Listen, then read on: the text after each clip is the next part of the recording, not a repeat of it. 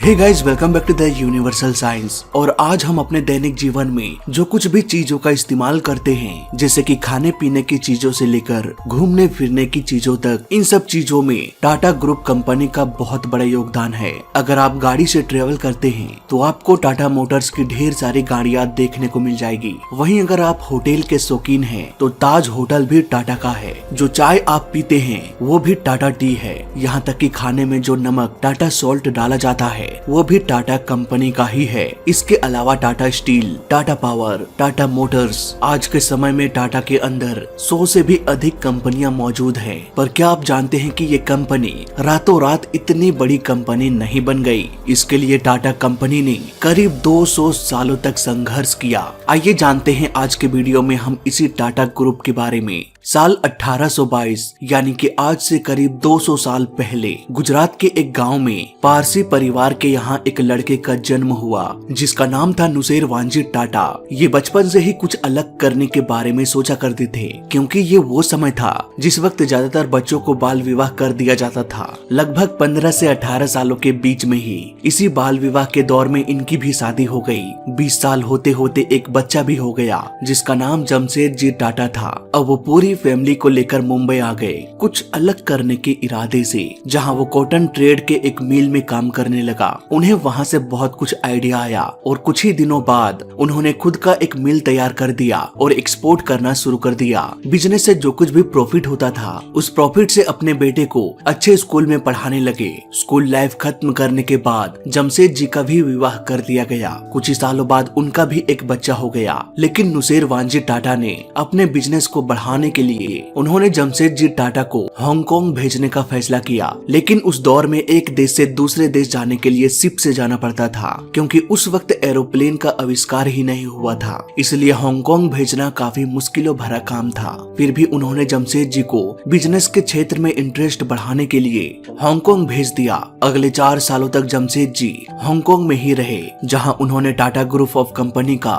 एक ऑफिस खोला। हांगकांग में इसकी स्थापना टाटा ग्रुप के विस्तार को लेकर एशिया में टाटा के द्वारा लिया गया ये पहला कदम था। 29 साल के उम्र तक जमशेद जी ने अपने पिता के ही साथ काम किया। लेकिन साल 1874 में जमशेद जी ने अपनी पहली कॉटन फैक्ट्री खोली 1874 नागपुर में। यहाँ पर ढेर सारे वर्कर काम करने लगे। लेकिन उन्होंने ये नोटिस किया कि जो वर्कर्स मिल में काम कर रहे थे वो बड़े ही आलसी थे। छोटे मोटे कामों को लेकर वो अक्सर अब्सेंट रहा करते थे। कोई भी ऐसा दिन नहीं था जिसमें 100% वर्कर्स काम करने आए हो। फिर भी जमशेद जी ने उन वर्कर्स को कुछ नहीं कहा और उनके ना आने के कारणों के बारे में सोचने लगे। तब उन्हें लगा कि अगर हमें इन वर्कर्स को लंबे समय तक बनाए रखना है तो हमें उनके बारे में कुछ अलग सोचना होगा। इसलिए उन्होंने इन वर्कर्स को रिटायरमेंट के बाद पेंशन देने का फैसला किया। साथ ही इंश्योरेंस स्कीम की भी शुरुआत की। इसके तहत अगर कोई भी वर्कर्स के साथ किसी तरह का एक्सीडेंट होता है तो उनका सारा खर्च कंपनी कवर करेगी।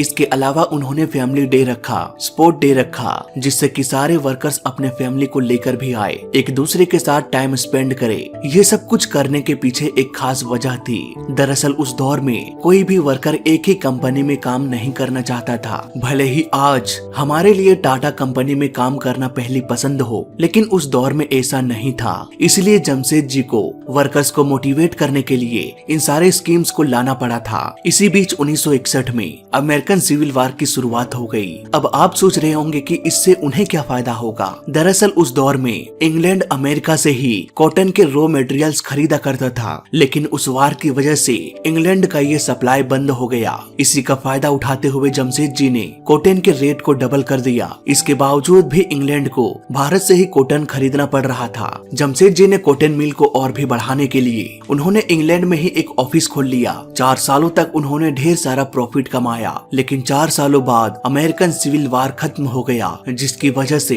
अमेरिका से एक बार फिर से इंग्लैंड कॉटन आना शुरू हो गया, जिसके कारण टाटा को काफी लॉस हुआ। कंपनी के इस गिरावट को देखते हुए इन्वेस्टर अपना पैसा मांगना शुरू कर दिया। ये सब देखकर जमशेद जी घबराए नहीं और लगातार इस मिल पर काम करते रहे। उन्होंने इन्वेस्टर से कुछ सालों का समय मांगा ताकि उनके सारे पैसों को वापस किया जा सके।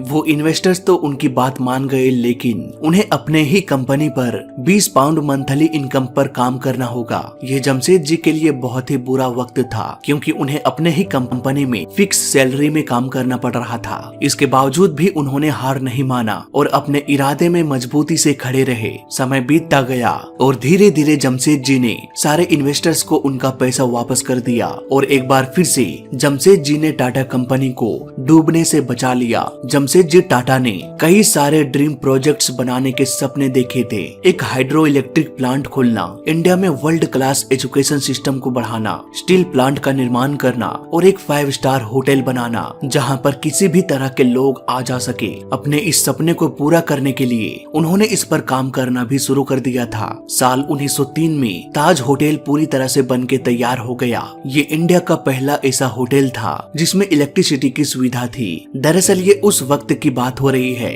आज की नहीं। आजकल के होटलों में तो तरह तरह की फैसिलिटी दी जाती है, एसी, पंखा, टेलीफोन, टीवी और भी कई तरह की फैसिलिटीज जो सारे के सारे इलेक्ट्रिसिटी से काम करती है। पर उस दौर में ताज होटल इंडिया का एकमात्र ऐसा होटल था जिसमें पूरी तरह से इलेक्ट्रिसिटी की सुविधा दी गई थी। कहा जाता है कि इस होटल के बनाने के पीछे एक अलग ही कहानी थी। कहा जाता है कि एक बार जमशेद जी अपने एक विदेशी मित्र से मिलने के लिए ब्रिटेन के एक होटल में गए थे, लेकिन उस होटल के मैनेजर ने ये कहकर जमशेद जी को आने से मना कर दिया कि यहाँ पर भारतीयों का आना मना है। साथ ही बाहर लगे बोर्ड की ओर इशारा किया जिस पर लिखा था dogs and Indians are not allowed. Jamshed ji को ये बात बहुत ही बुरी लगी। उन्हें एहसास हो गया कि ये सिर्फ मेरा अपमान नहीं है, पूरे भारत का अपमान है। इसी अपमान के बदले उन्होंने 5 स्टार ताज होटल का ही निर्माण कर डाला। पर सच क्या है ये मुझे भी नहीं पता। ताज होटल बनाने के अगले ही साल जमशेद जी टाटा का देहांत हो गया। बाद में उनके बेटे दोराबजी टाटा अपने पिता के सपने को पूरा करने में लग गए। साल 1910 तक टाटा स्टील प्लांट बनकर तैयार हो गया।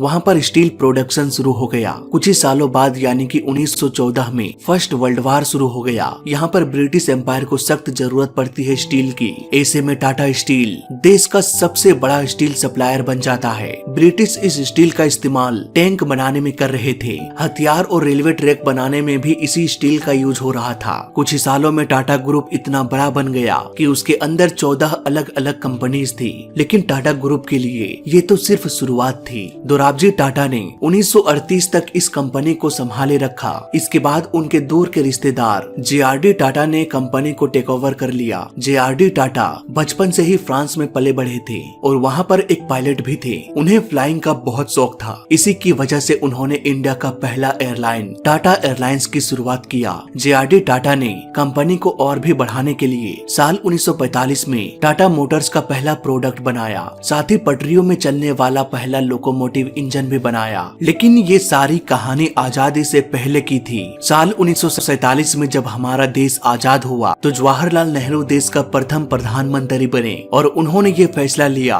कि देश में जितने भी बड़े बड़े बिजनेस और इंस्टीट्यूशन है उन्हें नेशनलाइज किया जाएगा। अब सरकार उन्हें हैंडल करेगी। ये फैसला एक तरह से टाटा के लिए बहुत बुरी खबर थी, क्योंकि सरकार ने टाटा एयरलाइंस को भी नेशनलाइज कर लिया और उसका नाम बदलकर एयर इंडिया रख दिया। यहाँ पर टाटा ग्रुप को बहुत बड़ा झटका लगा। लेकिन टाटा ग्रुप का मानना था कि बिजनेस सिर्फ प्रॉफिट कमाने के लिए ही नहीं होता, बल्कि देश के लिए भी कुछ दायित्व होता है। अब टाटा एयरलाइंस को नजरअंदाज करते हुए टाटा ग्रुप लगातार आगे की ओर बढ़ते रहे और 1968 में उन्होंने TCS की स्थापना किया, जो electronic data processing service provide करती है। आज TCS कंपनी दूसरा सबसे अधिक एम्प्लॉय रखने वाली कंपनी है। भारतीय रेल के बाद इसके अलावा कैंसर रिसर्च ट्रीटमेंट सेंटर, नमक, इलेक्ट्रॉनिक, इन सबको मिलाकर टोटल 95 कंपनीज इसके अंदर हो चुकी है। लेकिन इन सारे कंपनीज में कुछ कंपनी ऐसी भी थी जो बंद होने के कगार में आ चुकी थी और इन्हीं कंपनी में से एक थी नेल्को कंपनी, जो रेडियो मैन्युफैक्चरिंग किया करती थी। 1971 में नेल्को का जो मार्केट शेयर था वो सिर्फ 2% तक आ चुका था, जबकि ये एक समय पर 20% हुआ करता था। इसीलिए इस कंपनी को फिर से सुधारने के लिए जमशेद जी टाटा के पोते को ये जिम्मेदारी सौंपा गया और ये इंसान कोई और नहीं बल्कि रतन टाटा थे। रतन टाटा ने नेल्को के मार्केट को सुधारने के लिए ये कहा कि अगर हमें इसे और मजबूत करना है तो हमें नए टेक्नोलॉजीज में इन्वेस्ट करना होगा, न कि रेडियो मैन्युफैक्चरिंग में ध्यान देना होगा। इसलिए उन्होंने सैटेलाइट कम्युनिकेशन में ध्यान दिया, जिसकी वजह से नेल्को कंपनी एक बार फिर से 20% के प्रॉफिट में आ गया। दुर्भाग्यवश उस वक्त पूरे भारत में इमरजेंसी घोषित कर दिया गया जिसे नेल्को कंपनी पर भारी बुरा असर पड़ा और फाइनली इस कंपनी को बंद कर दिया गया। लेकिन रतन टाटा के काम पर इतनी दिलचस्पी देखकर उनके सीनियर ने साल 1991 में उन्हें टाटा ग्रुप ऑफ कंपनी का चेयरमैन घोषित कर दिया गया। रतन टाटा के चेयरमैन बनने के बाद ऐसा लगने लगा मानो टाटा ग्रुप की किस्मत ही बदल गई हो। वो विदेशी कंपनीज को भी खरीदने लगे, जैसे कि इंग्लैंड की टेटली कंपनी को $12 बिलियन में खरीद लिया, यूरोप के कोरस कंपनी को $11.3 बिलियन में खरीद लिया। साथ ही दुनिया के लग्जरियस कंपनी जगवार लैंड रोवर को भी खरीद लिया। साल 1998 में टाटा ग्रुप ने अपनी कंपनी का पहला कार बनाया। नवंबर 2003 में कहा जाता है कि रतन टाटा ने एक फैमिली को एक स्कूटर में ट्रेवल करते हुए देखा, जिसमें 4 लोग एक ही स्कूटर में बैठकर ट्रेवल कर रहे थे, जो काफी मुश्किल हो रहा था। उसी वक्त रतन टाटा ने ये सोचा कि क्यों ना एक ऐसी कार बनाई जाए जिसमें 4 लोग आराम से बैठकर ट्रेवल कर सके, साथ ही उसका प्राइस भी बहुत कम हो, करीब 1 लाख के आसपास, ताकि इस कार को आम इंसान भी खरीद सके। 5 साल बाद रतन टाटा ने टाटा नैनो कार लॉन्च किया। टाटा ग्रुप का मानना है कि उनका मकसद सिर्फ बिजनेस करना नहीं है, बल्कि कुछ सामाजिक उत्थान भी करना है। रतन टाटा ये चाहते थे कि सिर्फ अमीर लोग ही कार में ट्रेवल क्यों करें। इसी सोच के साथ उन्होंने इस कार को सिर्फ 1 लाख में लॉन्च किया था, जो पूरी दुनिया की सबसे सस्ती कार थी। हालांकि इस दुनिया की एक अलग ही कहानी है